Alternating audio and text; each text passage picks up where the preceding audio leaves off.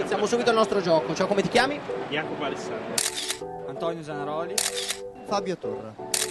Claudia Rattazzi. Agnesina Carlo. Gilberto Golinelli. Allora, cos'è il bruxismo? Il bruxismo è una mania di andare a Bruxelles e basta. Allora, cos'è il bruxismo? Opzione A, una corrente politica di estrema sinistra. Opzione B, un gruppo di fan di Bruce Springsteen. Opzione C, un movimento di fanatici di Bruxelles. B. Ovvero il gruppo B, comunque, è giusta. È la B.